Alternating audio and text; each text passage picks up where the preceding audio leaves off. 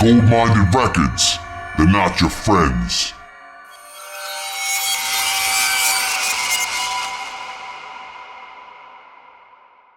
Perhaps most haunting are the accounts from smaller settlements, the villages and market towns that formed the backbone of medieval life. Here, the plague's impact was often total. Entire communities simply vanished, their fields returning to wilderness, their churches standing empty, their names surviving only in tax records and land grants. The village of Tusmore in Oxfordshire was completely abandoned, its population either dead or fled.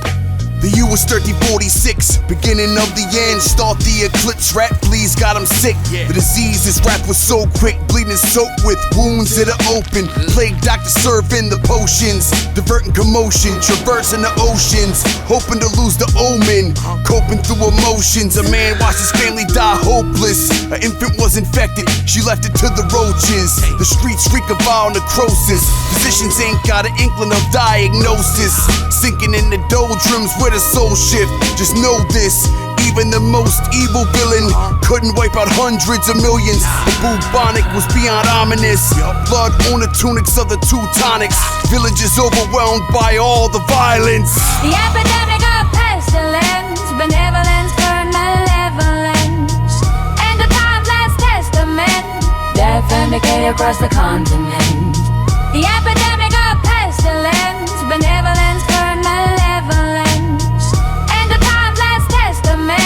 Death and decay across the continent. Almost like a rage virus, when the blood poured from the eyelids was full of nodes poking through holes in clothes, exposing lesions to the code. In a region where diseases explodes, everyone's a walking ghost. You don't see a soul. Lovers broke apart in hopes to flee alone. Feeling defeated, they reached the shores looking for home, but it was more the same. Wherever the flames roam, bloodlines extinguished, diminished in droves.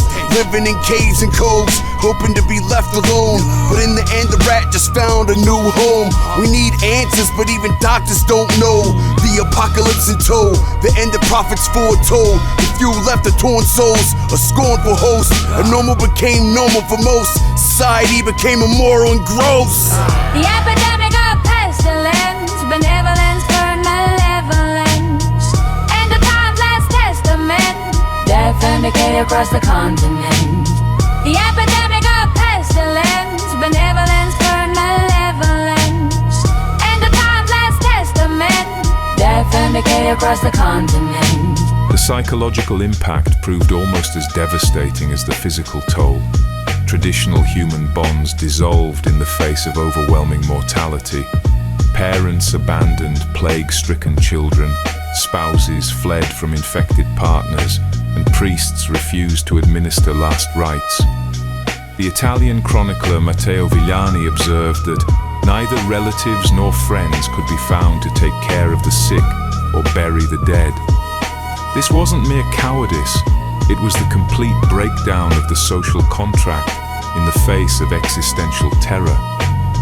The epidemic of pestilence, benevolence burned malevolence. And the time's last testament, death and decay across the continent. The epidemic of pestilence, benevolence burned malevolence. And the time's last testament, death and decay across the continent.